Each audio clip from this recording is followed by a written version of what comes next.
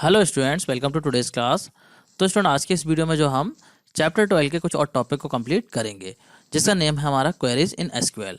जो एसक्यूएल वाला चैप्टर है वो आपका चल रहा है, तो एसक्यूएल से रिलेटेड कुछ और चीज़ों को हम यहाँ पे डिस्कस करने वाले हैं। और ये जो है चैप्टर का पार्ट 2 है। इससे पहले मैं पार्ट 1 बना चुका हूँ, जिसमें कि मैंने जो है आपको एसक्यूएल को इंस्टॉल करना सिखाया था कि किस तरीके से इंस्टॉल करते हैं, और एसक्यूएल से रिलेटेड कुछ और चीज़ें भी मैंने आपको बताई थी। तो चलिए आज की इस वीडियो को स्टार्ट करते हैं। तो हमने लास्ट वीडियो को यहाँ पे एंड करा था। हम डिस्कस करने वाले थे डेटा डेफिनेशन को, कि डेटा डेफिनेशन का मतलब क्या है।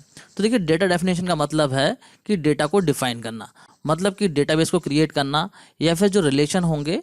रिलेशन का मतलब आप लोगों को पता ही होगा, टेबल से होता है, टेबल को ही हम रिलेशन बोलते हैं। तो रिलेशन को किस तरीके से क्रिएट करते हैं, क्रिएट करना आ गया रिलेशन का, या फिर जो है रिलेशन के अंदर क्या क्या एट्रीब्यूट रहेंगे, या उसका डेटा टाइप क्या रहेगा, वो सारी चीज़ें जब हम डिफाइन करते हैं तो इसी को बोलते हैं डेटा डेफिनेशन, मतलब कि डेटा को डिफाइन करना। तो यहाँ पे एसक्यूएल में ये सारा काम हम जो है करते हैं डीडीएल कमांड की हेल्प से। देखिए, डीडीएल कमांड्स होती हैं जिनकी हेल्प से हम जो है डेटा को डिफाइन करते हैं। टेबल को क्रिएट करना हो गया, डेटाबेस को क्रिएट करना हो गया, टेबल के एट्रीब्यूट को डिफाइन करना हो गया, ये सब काम जो है हम डीडीएल कमांड की हेल्प से करते हैं।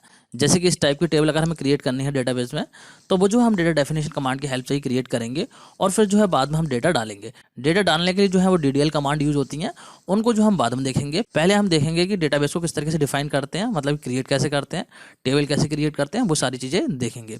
तो चलिए यहाँ पे जो है इनको प्रॉपर तरीके से समझते हैं। सबसे पहले हम डिस्कस करते हैं कि डेटाबेस को किस तरीके से क्रिएट किया जाता है। देखिए, यहाँ पे जो भी कमांड मैं आपको बताऊंगा वो हमारी डीडीएल कमांड होंगी। जैसे ही डीएमएल कमांड शुरू होंगी तो मैं आपको बता दूंगा कि यहाँ से जो है डीएमएल कमांड शुरू हो गई हैं।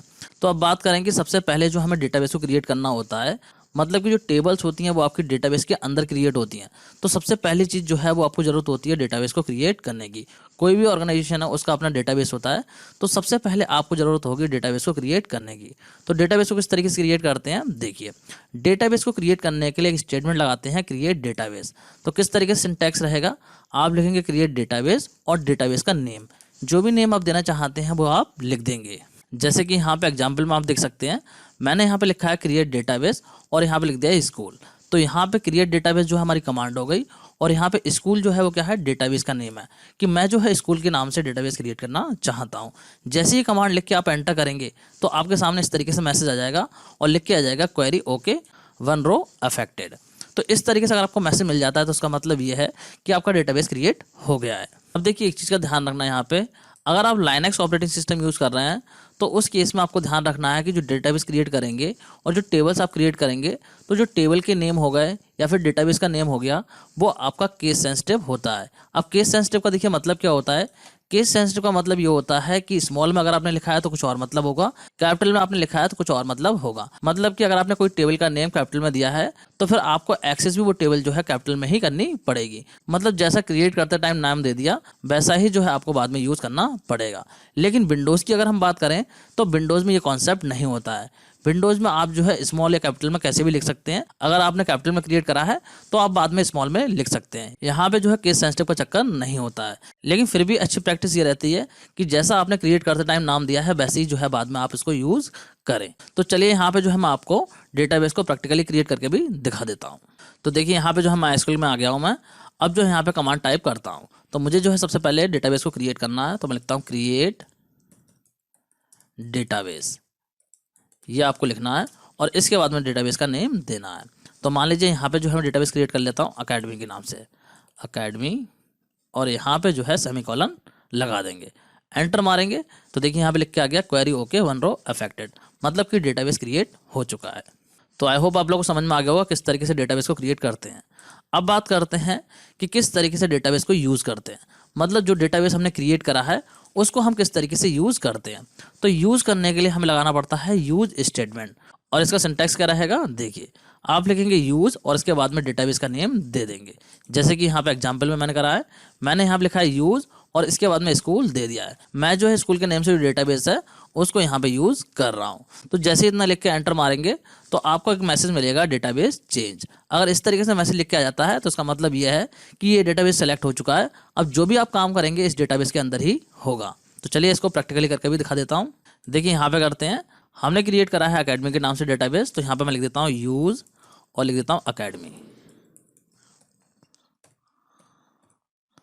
तो यहाँ पे देखिए लिख के आ गया है डेटाबेस चेंज।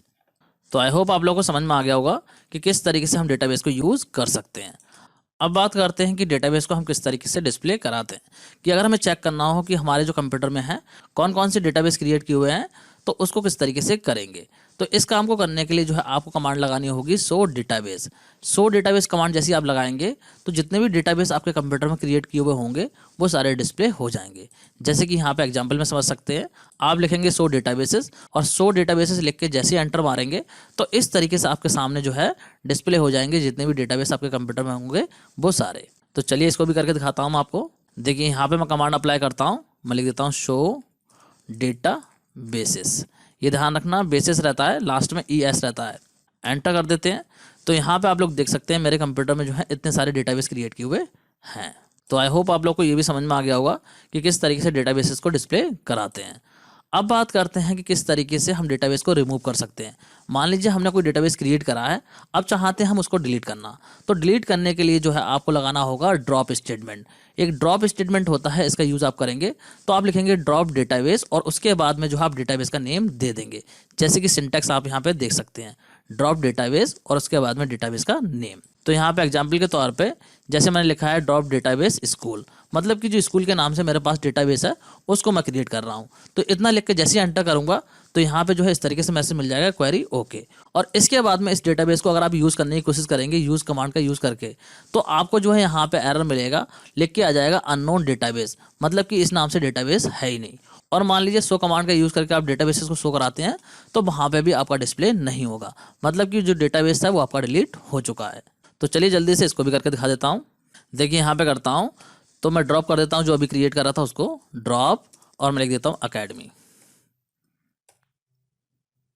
सॉरी मैंने यहाँ पे कमांड गलत कर दी, ड्रॉप डेटाबेस आएगा, ड्रॉप डेटाबेस एंड अकेडमी। अब देखिए यहाँ पे डिलीट हो चुका है। अब मैं यहाँ पे देखिए करता हूँ यूज़ और मैं लिखता हूँ अकेडमी। तो देखिए यहाँ पे एरर दे रहा है अननोन डेटाबेस, और शो कराता हूँ show databases. Sorry again command गलत हो गई है, इसको सही कर लेते हैं दोबारा से, शो डेटाबेसेस। तो यहाँ पे आप लोग देख सकते हैं अकेडमी के नाम से यहाँ पे कोई भी डेटाबेस आपको देखने को नहीं मिलेगा। तो आई होप आप लोग को समझ में आ चुका होगा कि किस तरीके से हम डेटाबेस को क्रिएट करते हैं और किस तरीके से डेटाबेस को डिलीट करते हैं। अब बात करते हैं कि किस तरीके से हम एसक्यूएल में टेबल्स को क्रिएट करते हैं। मान लीजिए हमने डेटाबेस को क्रिएट कर लिया, अब उस डेटाबेस के अंदर हमें टेबल्स क्रिएट करनी है। तो टेबल्स में ही जो हम डेटा डालते हैं, तो टेबल्स को क्रिएट करने के लिए क्या क्या प्रोसीजर रहता है उसको समझ लेते हैं। तो देखिए जब भी हम डेटाबेस को क्रिएट कर लेते हैं तो उसके बाद में जो हमें रिलेशन को डिफाइन करना होता है। रिलेशन का मतलब जो है आपको पता होना चाहिए, मैं बहुत बार बता चुका हूँ, रिलेशन का मतलब टेबल ही होता है। तो कहीं पे भी डेटाबेस की बात हो रही हो और रिलेशन लिखा हुआ हो तो समझ जाइए किसकी बात हो रही है, टेबल की बात हो रही है। तो टेबल में जो हमें रिलेशन डिफाइन करने होते हैं और साथ ही साथ जो रिलेशन है, जो टेबल है, उसके एट्रीब्यूट को भी डिफाइन करते हैं कि उसके अंदर क्या क्या कॉलम रहेंगे और उनका डेटा टाइप क्या रहेगा। ये सारी चीज़ें जो हम टेबल को क्रिएट करते टाइम ही डिफाइन करते हैं। अब देखिए एक चीज़ का ध्यान रखना आप लोग, यहाँ पे सिर्फ और सिर्फ हम टेबल की क्रिएट करने की बात कर रहे हैं, टेबल के अंदर जो है डेटा डालने की बात नहीं कर रहे हैं। टेबल का मतलब जो है स्ट्रक्चर एक तरीके से हम तैयार करेंगे कि टेबल का नेम क्या होगा, उसके अंदर जो है फील्ड क्या क्या होंगे, मतलब कि जो कॉलम होंगे वो क्या क्या रहेंगे उसके अंदर, या फिर कॉलम का डेटा टाइप क्या रहेगा, उनमें प्राइमरी की रहेगी या नहीं रहेगी, ये सारी चीज़ें जो हम डिफाइन करते हैं। तो टेबल का खाली हम स्ट्रक्चर बनाते हैं, टेबल बना के तैयार करते हैं, डेटा उसके अंदर नहीं डाल रहे हैं। डेटा डालने के बाद जो हम बाद में करेंगे, अभी ये समझिए कि हम जो है यहाँ पे जो रिलेशन है, जो टेबल है, उसको क्रिएट करेंगे। तो किस तरीके से करेंगे, मान लीजिए हमें ऐसी टेबल क्रिएट करनी है तो हमें क्या करना होगा, यहाँ पे टेबल को क्रिएट करने के लिए एक स्टेटमेंट होता है create table. Create table statement की हेल्प से जो है आप इस काम को करते हैं। तो किसी भी टेबल को क्रिएट करने के लिए सिंटैक्स क्या रहेगा, यहाँ पे आप लोग देख सकते हैं, आप लिखेंगे क्रिएट टेबल और उसके बाद में टेबल का नेम देंगे, फिर एट्रीब्यूट का नेम देंगे, उनका डेटा टाइप देंगे, और कांस्टेंट अगर आप लगाना चाहते हैं तो कांस्टेंट भी यहाँ पे दे सकते हैं। देखिए एक टेबल के अंदर जो एट्रीब्यूट है वो कितने भी हो सकते हैं। एट्रीब्यूट 1 डिफाइन कर दिया, 2 डिफाइन कर दिया, 3 डिफाइन कर दिया, मतलब जितने कॉलम आप रखना चाहते हैं वो यहाँ पे आप डिफाइन कर देंगे, और उनका डेटा टाइप भी आप बताएंगे, साइज भी डिफाइन करेंगे कितना साइज रहेगा उसका, और साथ ही साथ अगर आप चाहते हैं कांस्टेंट लगाना तो वो भी आप अप्लाई कर सकते हैं। यहाँ पे देखिए कुछ चीज़ें आपको ध्यान में रखनी है कि जो नंबर ऑफ कॉलम होते हैं किसी भी टेबल में वो डिफाइन करते हैं टेबल की डिग्री। ये चीज़ मैं आपको ऑलरेडी प्रीवियस चैप्टर में पढ़ा चुका हूँ। और जो भी एट्रीब्यूट का नेम देंगे वो आपका कॉलम का नेम हो जाएगा। ये चीज़ भी मैं आपको बता ही चुका हूँ। इसके अलावा यहाँ पे डेटा टाइप का मतलब है कि आप बताएंगे कि उस कॉलम में जो है किस टाइप की वैल्यू होल्ड होगी, मतलब किस टाइप की जो है वैल्यू वहाँ पे स्टोर होगी। तो इसलिए आप जो है वहाँ पे डेटा टाइप डिफाइन करेंगे। और साथ ही साथ अगर आप चाहें तो कांस्टेंट भी अप्लाई कर सकते हैं, जो कि मैंने आपको यहाँ पे बताया कि अगर आप चाहते हैं कांस्टेंट अप्लाई करना किसी भी तरीके का तो आप कर सकते हैं, जैसे कि नॉट नल है या फिर नल है, उस टाइप की जो है चीज़ें आप सेट कर सकते हैं। या फिर आप जो है प्राइमरी की सेट करना चाहते हैं तो वो भी आप कर सकते हैं। तो चलिए यहाँ पे जो है आप देख लेते हैं कि मान लीजिए हमें जो है इस तरीके से टेबल क्रिएट करनी है तो किस तरीके से करेंगे। तो इसके लिए देखिए कमांड क्या रहेगी, यहाँ पे देखिए मैंने लिखा है क्रिएट टेबल स्टूडेंट, क्योंकि टेबल का जो नेम है वो स्टूडेंट रहेगा, तो यहाँ पे स्टूडेंट दे दिया। इसके बाद में आप लगाते हैं पैरेंथेसिस, जो ब्रैकेट होती है उसे आप लगाते हैं, और ये जो ब्रैकेट है वो आप चाहें तो यहाँ पे भी लगा सकते हैं और इसके आगे ही आप फील्ड डिफाइन कर सकते हैं। तो ये आपके ऊपर है कि आप किस तरीके से लिखना चाहते हैं। अगर आप नेक्स्ट लाइन में लिखना चाहते हैं तो नेक्स्ट लाइन में लिख सकते हैं। मैंने यहाँ पे देखिए नेक्स्ट लाइन में करा है। तो उसके बाद में आप देंगे अपने फील्ड का नेम, मतलब कि जो आपका एट्रीब्यूट है उसका नेम देंगे। तो इस टेबल में हमारा पहला एट्रीब्यूट का नेम क्या है, रोल नंबर। और इसके बाद में यहाँ पे देखिए मैंने लिखा है इंट 6, मतलब कि रोल नंबर वाला कॉलम पहला रहेगा और उसका डेटा टाइप जो है वो क्या रहेगा, इंट रहेगा, और इसका साइज कितना रहेगा, 6 रहेगा। इसी तरीके से सेकंड कॉलम जो है वो स्टूडेंट के नेम से है, थर्ड कॉलम जो है परसेंटेज के नेम से है। तो स्टूडेंट नेम के लिए मैंने यहाँ पे देखिए डेटा टाइप लिया है और परसेंटेज के लिए मैंने डेटा टाइप फ्लोट लिया है। अब देखिए फ्लोट लिखने के बाद में मैंने यहाँ पे लिखा है 3,2, मतलब इसका ये हुआ कि पॉइंट से पहले जो है आपकी 3 डिजिट रह सकती हैं और पॉइंट के बाद में जो है आपकी मैक्सिमम 2 डिजिट रह सकती हैं। मतलब कि यहाँ पे इस वाले पार्ट में जो है आपकी मैक्सिमम 3 डिजिट आ सकती हैं, और जो पॉइंट के बाद वाला पार्ट है, मतलब कि ये वाला जो पार्ट है, यहाँ पे जो है मैक्सिमम 2 डिजिट आ सकती हैं। तो इसलिए जो यहाँ पे इस तरीके से लिखा है। आई होप आप लोगों को समझ में आ गया होगा। अब इतनी कमांड्स लिखने के बाद में जैसे ही आप एंटर करेंगे तो आपका मैसेज मिल जाएगा लिखा हुआ क्वेरी ओके, मतलब कि आपकी टेबल जो है वो क्रिएट हो चुकी है। अब देखिए सिर्फ और सिर्फ टेबल क्रिएट हुई है, उसके अंदर डेटा कुछ भी नहीं है, मतलब कि कह सकते हैं एक तरीके की ब्लैंक टेबल है। और यहाँ पे देखिए इस तरीके से कॉलम मैंने दिखा रखे हैं, ये कॉलम भी इस तरीके से डिस्प्ले नहीं होंगे। यहाँ पे सिर्फ और सिर्फ जो है आपका टेबल का नेम क्रिएट हुआ है और साथ में जो है उसके एट्रीब्यूट क्रिएट हुए हैं, मतलब कि एक तरीके से स्ट्रक्चर क्रिएट हो गया है। अब जैसे जैसे आप डेटा डालते जाएंगे वैसे वैसे नीचे आपका डेटा आता चला जाएगा, मतलब कि जो रो है वो आपकी वैसे वैसे जुड़ती चली जाएंगी। तो चलिए जल्दी से इसको मैं आपको प्रैक्टिकली करके दिखा देता हूँ। देखिए यहाँ पे करते हैं, तो एक डेटाबेस क्रिएट कर रहा हूँ। पहले मैं क्रिएट डेटाबेस और यहाँ पे एकेडमी के नाम से कर दे रहा हूँ क्योंकि मैंने डिलीट कर दिया था। इसके बाद में इसको यूज़ कर ले रहा हूँ, यूज़ एकेडमी। अब यहाँ पे करता हूँ इसके अंदर क्रिएट टेबल, लिखता हूँ क्रिएट टेबल, और मैं चाहता हूँ क्रिएट करना स्टूडेंट के नेम से, मैं लिखता हूँ स्टूडेंट। एंड इसके बाद मैं एंटर करूँगा और यहाँ पे पैरेंथेसिस लगाऊंगा। इसके बाद में जो है मैं बताऊंगा कि जो टेबल है इसके अंदर पहला कॉलम क्या रहेगा, मतलब फर्स्ट एट्रीब्यूट मेरा क्या रहेगा। तो पहला कॉलम मैं चाहता हूँ SID, कि स्टूडेंट के ID के लिए यहाँ पे कॉलम मैं बना रहा हूँ। और इसके बाद में इसका डेटा टाइप दूंगा। तो SID के लिए मान लीजिए मैं रख देता हूँ कैर डेटा टाइप, अगर आप चाहें तो इंट भी रख सकते हैं, मैंने यहाँ पे कैर लिया है। और इसका साइज दे रहा हूँ मैं 10, इस तरीके से यहाँ पे साइज दे दिया है मैंने। अब मैं कॉमा लगाऊंगा। इसके बाद में जो है नेक्स्ट कॉलम दूंगा, मैं देता हूँ नेक्स्ट एस नेम, और इसका डेटा टाइप मैं दूंगा वेर कैर। और यहाँ पे मान लीजिए मैं लिख देता हूँ 30, इसके बाद कॉमा लगाऊंगा।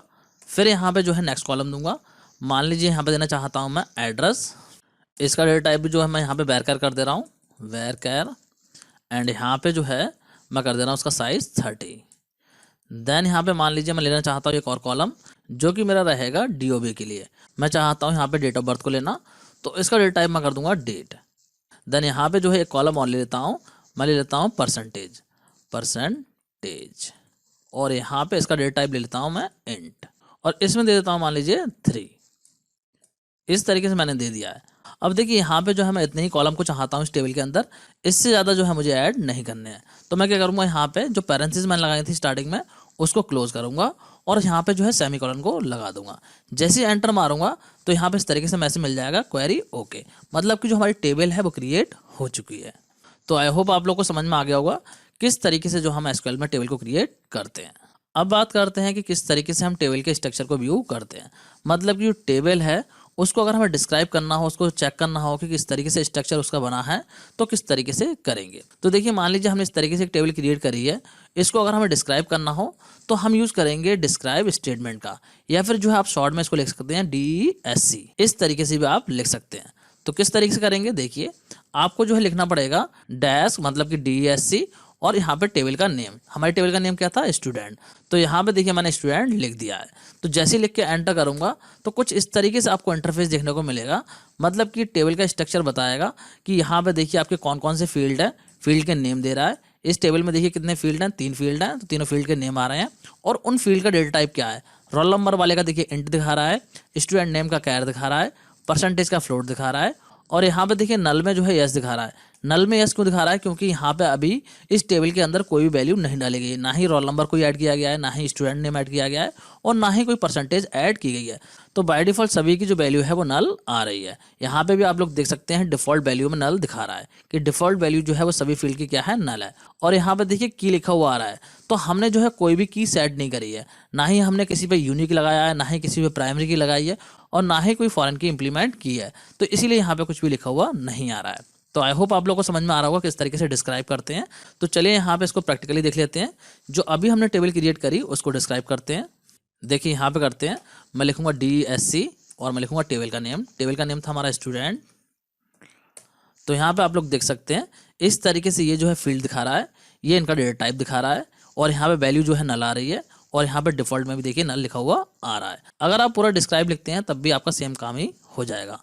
देखिए मैं लिखता हूँ डिस्क्राइब और यहाँ लिख देता हूँ स्टूडेंट। तो देखिए तब भी हमारी क्या हो रही है, सेम चीज़ हो रही है। तो आई होप आप लोग को समझ में आ गया होगा किस तरीके से टेबल को डिस्क्राइब करते हैं या फिर व्यू करते हैं। अब बात करते हैं यहाँ पे कि अगर हमें चेक करना हो कि हमारे डेटाबेस में कौन कौन सी टेबल हैं। अभी तो हमने एक ही टेबल क्रिएट करी है, हो सकता है हमने डेटाबेस में बहुत सारी टेबल क्रिएट कर रखी हो। तो हमें चेक करना हो कि हमारे डेटाबेस में कौन कौन सी टेबल हैं, तो किस तरीके से करेंगे। तो देखिए टेबल्स को शो कराने के लिए यूज होता है शो टेबल स्टेटमेंट। ये स्टेटमेंट आप लगाएंगे, जैसे कि मैंने यहाँ पे लिखा है शो टेबल्स। तो यहाँ पे देखिए आउटपुट में आपको एक ही टेबल देखने को मिल रही है, जो स्टूडेंट के नाम से टेबल बनाई है वही यहाँ पे देखने को मिल रही है। देखिए इसको करके भी दिखा देता हूँ मैं। यहाँ पे देखिए, यहाँ लिखते हैं हम शो टेबल्स। तो यहाँ पे आप लोग देख सकते हैं अकेडमी वाले डेटाबेस के अंदर ही बता रहा है कि आपकी एक ही टेबल है। ये ध्यान रखना, जो भी डेटाबेस आपका सिलेक्टेड होगा उसी के अंदर की टेबल ये दिखाएगा। तो आई होप आप लोग को ये भी समझ में आ गया होगा कि किस तरीके से डेटाबेस में हम टेबल्स को देखते हैं। अब बात करते हैं हम कि टेबल में कि कांस्टेंट को हम किस तरीके से अप्लाई करते हैं। लेकिन उससे पहले जो है मैं आप लोगों को एक टास्क दे रहा हूँ जिससे कि आपका रिवीजन हो पाए। यहाँ पे आप लोग देख सकते हैं 2 टेबल्स आ रही हैं, एक एस डिटेल के नाम से है और एक एस परसेंट के नाम से है। तो आपको जो है खाली टेबल का स्ट्रक्चर क्रिएट करना है, जैसे मैंने अभी टेबल क्रिएट करी है उसी तरीके से आपको जो है ये 2 टेबल क्रिएट करनी है। आप चाहें तो वीडियो को पॉज कर सकते हैं और उसके बाद में जो है आप चेक कर सकते हैं कि इनके लिए कोड क्या रहेगा। आगे जो है मैंने यहाँ पे कोड भी डिस्प्ले कर दिया है। तो यहाँ पे जो आप वीडियो को पॉज कर सकते हैं और उसके बाद में कंटिन्यू कर सकते हैं। तो चलिए मैं यहाँ पे जो आपको कोड दिखा देता हूँ इनको क्रिएट करने के लिए। कोड देखिए कुछ इस तरीके से रहेगा। रोल नंबर के लिए मैंने यहाँ पे देखिए इंट लिया है, अगर आप चाहें तो कैर भी ले सकते हैं क्योंकि रोल नंबर पे जो हमें कैलकुलेशन परफॉर्म नहीं करनी होती है। अगर आप चाहें तो कैर भी ले सकते हैं। इसी तरीके से SID के लिए मैंने यहाँ पे इंट लिया है, आप चाहें तो कैर ले सकते हैं। इसके अलावा देखिए यहाँ पे स्टूडेंट नेम के लिए वैर कैर लिया है, अगर आप चाहें तो कैर ले सकते हैं। और डेट ऑफ बर्थ के लिए यहाँ पे देखिए डेट लिया है, इसके लिए आपको भी डेट ही लेना पड़ेगा। तो इस तरीके से ये कोड हो गया इस टेबल के लिए। नेक्स्ट टेबल की अगर हम बात करें तो यहाँ पे आप लोग देख सकते हैं ये रहा कोड इस टेबल के लिए। यहाँ पे देखिए रोल नंबर के लिए मैंने अगेन इंट लिया है, SID के लिए इंट लिया है, स्टूडेंट नेम के लिए वैर कर लिया है और परसेंट के लिए फ्लोट लिया है। तो यहाँ पे आपको परसेंट के लिए भी फ्लोट ही लेना पड़ेगा। बाकी केसेस में जो आप कैर या फिर वैर कैर ले सकते हैं। तो आई होप आप लोगों को समझ में आ गया होगा कि टेबल किस तरीके से क्रिएट करते हैं। अब देखिए हम बात करते हैं कि किस तरीके से हम टेबल में कॉन्स्टेंट्स को अप्लाई करते हैं, जैसे कि प्राइमरी की हो गया, यूनिक हो गया, डिफ़ॉल्ट हो गया, ये सारी चीज़ें हम किस तरीके से अप्लाई करते हैं। तो यहाँ पे देखिए अप्लाई करने का एक तरीका तो ये है कि जब भी आप टेबल क्रिएट कर रहे हैं, मान लीजिए एक टीचर के नाम से टेबल क्रिएट कर रहे हैं, तो क्रिएट करते टाइम ही आप कांस्टेंट अप्लाई कर दें। जैसे कि मैंने यहाँ पे लिखा है क्रिएट टेबल टीचर, यहाँ पे TID के लिए मैंने डेटा टाइप इंट लिया है और यहाँ पे टीचर नेम के लिए मैंने वैर कैर ले लिया है और सब्जेक्ट के लिए यहाँ पे देखिए मैंने वैर कैर ले लिया है। अब देखिए यहाँ पे मैंने लिखा है प्राइमरी की TID, मतलब कि इस टेबल में जो है मेरी TID प्राइमरी की रहेगी। तो मैंने प्राइमरी की लिखा है और पैरेंथेसिस में TID को डाल दिया है। तो इस तरीके से आप भी प्राइमरी की अप्लाई कर सकते हैं। आपको लिखना होगा प्राइमरी की और पैरेंथेसिस में आप डाल देंगे उस फील्ड को जिसको कि आप प्राइमरी की सेट करना चाहते हैं। अगर आप चाहें तो इस काम को यहाँ पे भी कर सकते थे, जैसे यहाँ पे लिखा है मैंने TID इंट, इसी के आगे आप लिख सकते थे प्राइमरी की, तब भी आपकी प्राइमरी की सेट हो जाती। तो एक तरीका आपका ये होता है। तो चलिए इसको प्रैक्टिकली करके मैं आपको दिखाता हूँ। देखिए यहाँ पे करते हैं, तो यहाँ पे टीचर के नेम से एक टेबल क्रिएट कर लेते हैं, क्रिएट टेबल टीचर। इसके बाद जो है मैं यहाँ एंटर करता हूँ और फील्ड देता हूँ TID। इसको रख रहा हूँ मैं कैर में, और कैर में मैं साइज दे देता हूँ इसका 10। इसके बाद में मैं इसको रखना चाहता हूँ प्राइमरी की, तो मैं लिख दूंगा प्राइमरी की एंड यहाँ पे कॉमा लगाऊंगा। देन मैं यहाँ पे नेक्स्ट फील्ड रखूंगा, मैं लिखूंगा टी नेम और यहाँ पे रहेगा मेरा ये वैरकैर, और इसको देता हूँ मैं 30 कॉमा। एंड इसके बाद जो है मैं देता हूँ थर्ड फील्ड सब्जेक्ट, और यहाँ पे भी रख देता हूँ मैं वैरकैर, और इसको भी कर दे रहा हूँ मैं 30। इसके बाद में यहाँ पे एंटर करेंगे और यहाँ पे पैरेंथेसिस क्लोज करेंगे, सेमीकोलन लगाएंगे, एंटर मार देंगे।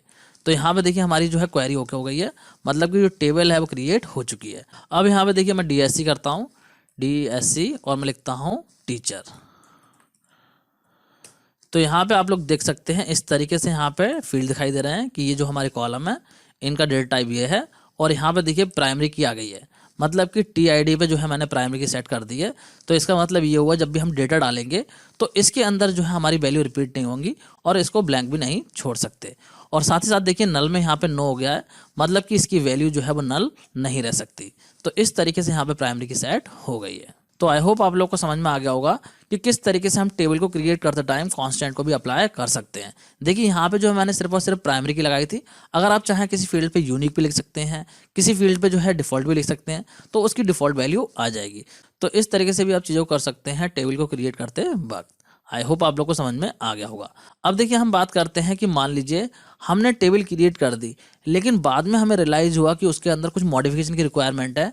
हो सकता है हमने प्राइमरी की सेट नहीं की, अब मान लीजिए हमें प्राइमरी की सेट करनी है बाद में, तो ऐसा थोड़ा ना हम टेबल को दोबारा से क्रिएट करेंगे, पहले डिलीट मारेंगे और उसके बाद में दोबारा से क्रिएट करेंगे, तो ऐसा थोड़ा ना करेंगे। या फिर कोई भी मॉडिफिकेशन करना है, मान लीजिए फील्ड का नेम गलत हो गया या उसका डेटा टाइप गलत हो गया, तो इस तरीके से जो हम इतने सी मिस्टेक के लिए टेबल को डिलीट करके दोबारा से क्रिएट नहीं करेंगे। हम क्या करेंगे, उसी टेबल को मॉडिफाई करेंगे।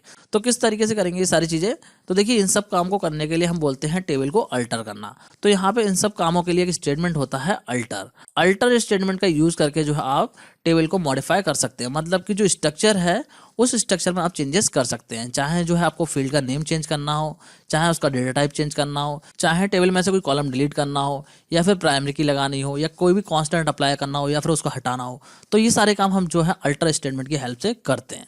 तो चलिए बात करते हैं कि अगर हमने जो है टेबल में प्राइमरी की उस टाइम पे सेट नहीं करी जब हमने क्रिएट करी थी, बाद में हम किस तरीके से सेट कर सकते हैं। तो यहाँ पे देखिए समझते हैं कि इस काम को हम किस तरीके से कर सकते हैं।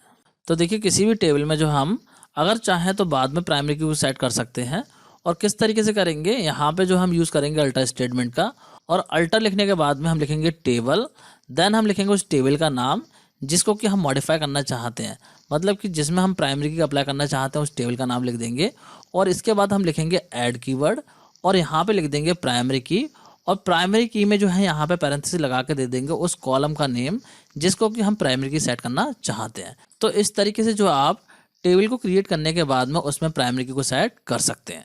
तो चलिए यहाँ पे जो है मैं इसको आपको प्रैक्टिकली करके दिखा देता हूँ। देखिए यहाँ पे करते हैं, तो हमने जो है यहाँ पे एक टेबल बनाई थी जो कि थी हमारी स्टूडेंट के नेम से। देखिए यहाँ पे लिखता हूँ मैं DSC स्टूडेंट।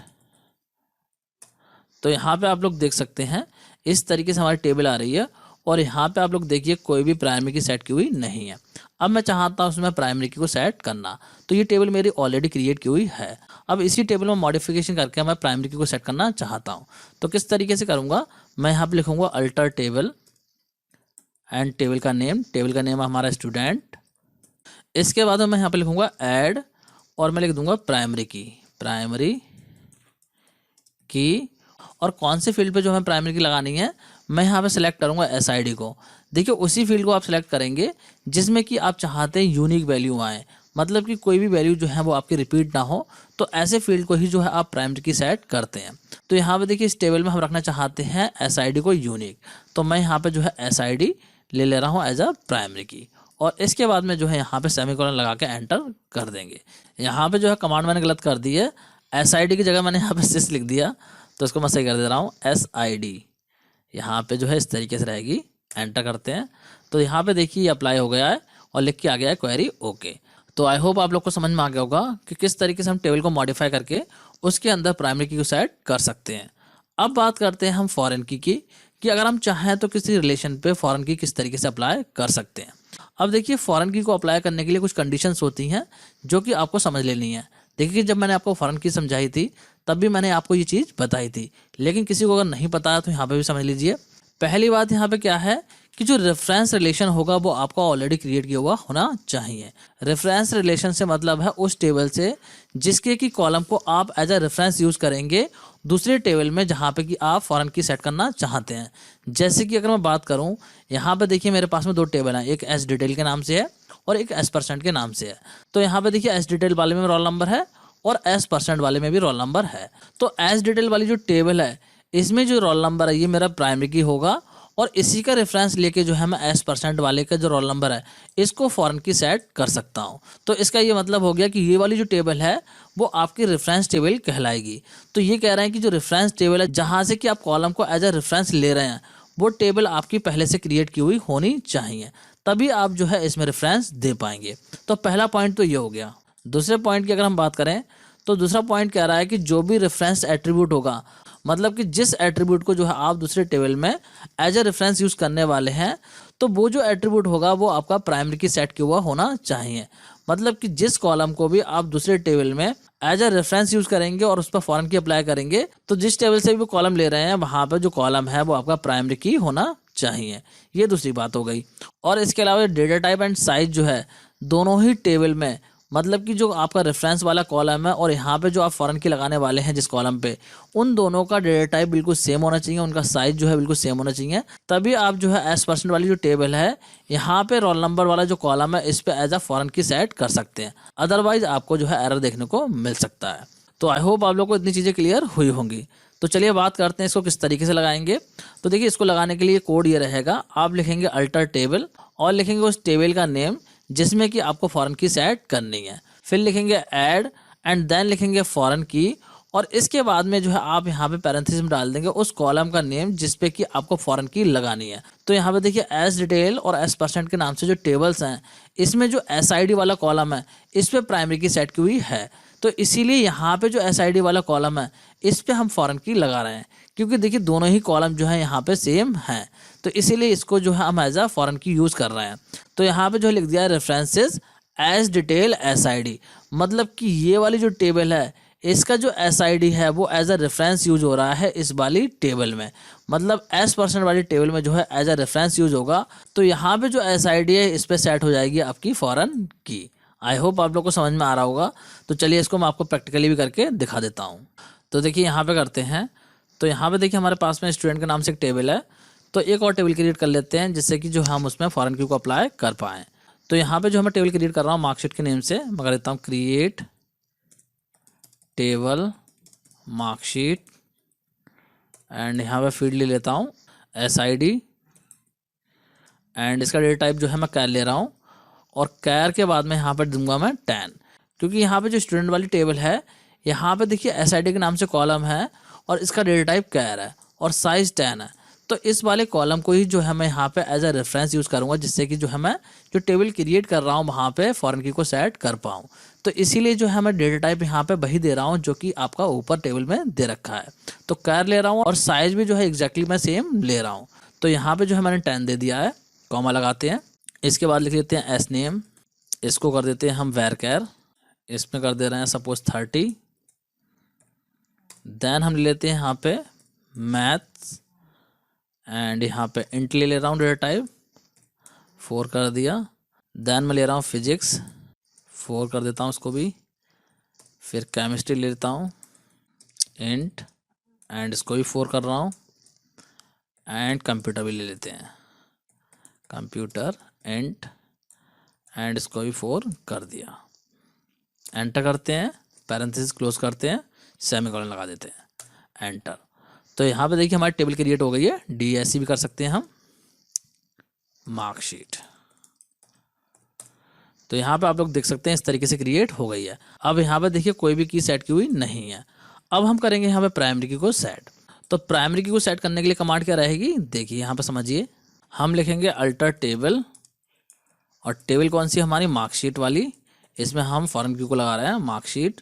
और यहाँ मैं लिखूंगा ऐड फॉरेन की की, एंड यहाँ पे उस फील्ड का नेम दूंगा जिस पे कि मुझे फॉरेन की अप्लाई करनी है। तो SID पे चाहता हूँ मैं अप्लाई करना, SID दे दिया मैंने। और इसके बाद मैं लिखूंगा रेफरेंसेस, कि कौन सी टेबल का जो है मैं यहाँ पे रेफरेंस ले रहा हूँ। तो मैं लिखूंगा रेफरेंसेस, और इसके बाद में जो है उस टेबल का नेम जिससे कि हम रेफरेंस ले रहे हैं। तो हम कौन सी टेबल से रेफरेंस ले रहे हैं, हम ले रहे हैं यहाँ पे स्टूडेंट वाली टेबल से रेफरेंस। तो यहाँ पे मैं लिख दूंगा स्टूडेंट, एंटर करते हैं। तो यहाँ पे जो है क्वेरी में कुछ मिस्टेक हो गई है, चेक कर लेते हैं क्या मिस्टेक हुई है। यहाँ पे जो है मैं चेक कर रहा हूँ कि क्या मिस्टेक हुई है। ओके, यहाँ पे जो है स्टूडेंट वाली जो टेबल लिखी है हमने, इसमें SID भी लिखना पड़ेगा। जो टेबल है उसके कौन से कॉलम का जो हम रेफरेंस ले रहे हैं। अब एंटर करते हैं। तो अब देखिए हमारी जो है यहाँ पे फॉरेन की अप्लाई हो गई है, लिख के आ गया है क्वेरी ओके। तो आई होप आप लोग को समझ में आ गया होगा कि किस तरीके से जो हम फॉरेन की को अप्लाई करते हैं। अब देखिए यहाँ पे अगर आप जो है टेबल को डिस्क्राइब करते हैं डैश कमांड का यूज़ करके, तो आपको जो है की में इस तरीके से MUL लिखा हुआ मिलेगा। जिस फील्ड पे भी जो है आपने फॉरेन की अप्लाई की होगी उस फील्ड के सामने जो है इस तरीके से लिखा हुआ मिल जाएगा MUL। तो MUL जो है वो आपका रिप्रेजेंट करता है फॉरेन की को। अगर आपसे पूछ लिया जाए कि MUL जो वैल्यू है वो किसको रिप्रेजेंट करती है, तो ये जो है फॉरेन की को रिप्रेजेंट करती है। तो इस तरीके से अगर आपको मिल रहा है लिखा हुआ तो समझ जाइए कि आपकी ये फॉरेन की लगी हुई है। देखिए इसको मैं जो है प्रैक्टिकली भी करके दिखा देता हूँ। देखिए यहाँ पे जो है मैं करता हूँ DSC और मैं लिख देता हूँ मार्कशीट। तो यहाँ पे आप लोग देख सकते हैं की वाले कॉलम में यहाँ पे MUL लिखा हुआ आ रहा है, और जिस कॉलम पे हमने लगाई थी SID पे लगाई थी तो उसी के आगे देखिए यहाँ पे MUL लिखा हुआ आ रहा है। तो इसका मतलब क्या हुआ, ये जो कॉलम हमारा ये क्या है, फॉरेन की है। तो आई होप आप लोग को फॉरेन की का कॉन्सेप्ट क्लियर हो गया होगा, और किस तरीके से टेबल में हम फॉरेन की को अप्लाई करते हैं ये भी आपको समझ में आ चुका होगा। अब बात करते हैं कि अगर हम चाहें तो अपनी टेबल में जो हम यूनिक कांस्टेंट को किस तरीके से अप्लाई करते हैं। मतलब कि अगर हम चाहते हैं किसी भी कॉलम पे यूनिक कांस्टेंट को अप्लाई करना तो वो हम किस तरीके से करेंगे। तो यहाँ पर देखिए इसकी बात कर लेते हैं। तो यूनिक कांस्टेंट जो है वो यूज होता है आपका यूनिक वैल्यू को एक्सेप्ट करने के लिए। अगर आप चाहते हैं किसी भी कॉलम में, सपोज कि इस टेबल की बात करूँ मैं, तो यहाँ पे देखिए हमारा रोल नंबर वाला कॉलम ऐसा है जहाँ पे कि यूनिक वैल्यू हो सकती हैं। SID में तो हो ही सकती हैं, लेकिन साथ ही साथ हमारी किस में हो सकती हैं, रोल नंबर वाले कॉलम में भी यूनिक वैल्यू रहेंगी। तो इस केस में हम क्या कर सकते हैं, रोल नंबर वाले कॉलम पे यूनिक कांस्टेंट को अप्लाई कर सकते हैं। देखिए SID पे हमने प्राइमरी की सेट कर दी, और रोल नंबर पे हम क्या कर सकते हैं, यूनिक कांस्टेंट को अप्लाई कर सकते हैं। क्योंकि हमें पता है कि एक टेबल में एक ही फील्ड पे जो हम क्या कर सकते हैं, प्राइमरी की को सेट कर सकते हैं। तो SID पे हमने प्राइमरी की सेट कर दी है, तो इसलिए रोल नंबर वाले कॉलम में अगर हमें जो है यूनिक वैल्यू लेनी है तो वहाँ पे हम अप्लाई कर देंगे यूनिक कांस्टेंट। किस तरीके से अप्लाई करेंगे देखिए यहाँ पे समझते हैं। इसको करने के लिए आपको क्या करना होगा, आप लिखेंगे अल्टर टेबल, क्योंकि टेबल जो है आपकी ऑलरेडी बनी हुई है, तो आपको जो है वहाँ पर उसको मॉडिफाई करना है। मतलब कि जो बनी हुई ऑलरेडी टेबल है तो उसके स्ट्रक्चर में हम चेंज करेंगे। तो हम लिखेंगे अल्टर टेबल, और उस टेबल का नाम लिखेंगे जिसमें कि हमें मॉडिफिकेशन करना है। देन हम लिखेंगे ऐड, और उसके बाद लिख देंगे यूनिक, और यूनिक में जो है हम डाल देंगे पैरेंथेसिस के अंदर उस कॉलम को जिसमें कि हमें लेनी है यूनिक वैल्यूज़। तो यहाँ पे देखिए मैंने डाल दिया है रोल नंबर, क्योंकि जो रोल नंबर वाला कॉलम है इसमें जो है मुझे यूनिक वैल्यूज़ को एक्सेप्ट करना है। तो इस तरीके से क्वेरी लिख के जैसे आप एंटर करेंगे तो आपको इस तरीके से लिखा हुआ मिल जाएगा क्वेरी ओके। और इसके बाद में जब आप टेबल को डिस्क्राइब करेंगे इस तरीके से DSC कमांड का यूज़ करके, तो यहाँ पे आपको लिखा हुआ मिल जाएगा UNI, जो कि रिप्रेजेंट कर रहा है यूनिक वैल्यूज़ को। जिस कॉलम पे भी आपने जो है यूनिक कांस्टेंट लगाया होगा उसके आगे इस तरीके से लिखा हुआ आपको मिल जाएगा। तो चलिए इसको प्रैक्टिकली करके देख लेते हैं। तो देखिए यहाँ पे करते हैं, तो एक बार दूसरी टेबल को चेक कर लेता हूँ मैं। यहाँ करता हूँ शो टेबल्स, और यहाँ पे डिस्प्ले कर देगा कि इस डेटाबेस में कौन कौन सी टेबल हैं। अब यहाँ पे देखिए मैं करता हूँ डिस्क्राइब स्टूडेंट को, स्टूडेंट, एंड यहाँ पे देखिए आपकी प्राइमरी की लगी हुई है SID पे, और साथ ही साथ मैं यहाँ पर टीचर को डिस्क्राइब कर लेता हूँ।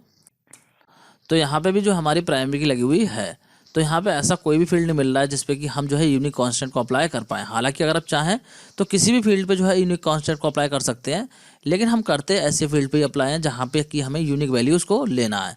जैसे कि यहाँ पे SNAME की बात करूँ तो SNAME भी सेम हो सकता है, एड्रेस भी सेम हो सकता है, डेट ऑफ बर्थ भी सेम हो सकती है, और परसेंटेज भी सेम हो सकती है। इसी तरीके से यहाँ पे TNAME भी सेम हो सकता है, और सब्जेक्ट भी सेम हो सकता है। तो अगर मान लीजिए यहाँ पे मैं चाहता हूँ कि किसी का भी सब्जेक्ट है वो एक जैसा ना हो, तो मैं क्या कर सकता हूँ, यहाँ पे यूनिक कांस्टेंट को अप्लाई कर सकता हूँ। देखिए इस वाली टेबल में जो है मैं आपको यूनिक कांस्टेंट को अप्लाई करके दिखाता हूँ। तो किस तरीके से करेंगे अप्लाई, देखिए यहाँ पे लिखेंगे अल्टर टेबल, टेबल का नाम लिख देंगे टीचर, एंड यहाँ पे लिख देंगे हम ऐड यूनिक, और इसमें डाल देंगे हम सब्जेक्ट, क्योंकि हम चाहते हैं सब्जेक्ट को यूनिक रखना। इस तरीके से लिख देंगे और एंटर मार देंगे। तो यहाँ पे आप लोग देख सकते हैं लिख के आ गया क्वेरी ओके। अब मैं इसको डिस्क्राइब करता हूँ, डिस्क्राइब टीचर। तो यहाँ पे आप लोग देख सकते हैं जो सब्जेक्ट वाला कॉलम है उसके आगे लिख के आ गया है यूनिक, मतलब कि ये जो आपका कॉलम है अब ये यूनिक वैल्यू को एक्सेप्ट करेगा। कोई भी दो सब्जेक्ट जो है सेम नहीं हो सकते। तो इस तरीके से जो आप किसी भी फील्ड को यूनिक बना सकते हैं। तो आई होप आप लोग को समझ में आ गया होगा किस तरीके से जो आप यूनिक कांस्टेंट को अप्लाई करते हैं किसी भी टेबल के कॉलम पे। अब बात करते हैं कि किसी भी टेबल में कोई एट्रीब्यूट अगर हमें ऐड करना हो तो वो किस तरीके से करते हैं। तो स्टूडेंट इसको हम डिस्कस करेंगे नेक्स्ट वीडियो में। आज की इस वीडियो को यहीं पे एंड करते हैं। नेक्स्ट वीडियो जो होगा हमारा वो यहीं से कंटिन्यू होगा। तो उसमें हम डिस्कस करेंगे किस तरीके से जो हम एट्रीब्यूट को ऐड कर सकते हैं एक टेबल में। तो student that's it for this video. Thanks for watching.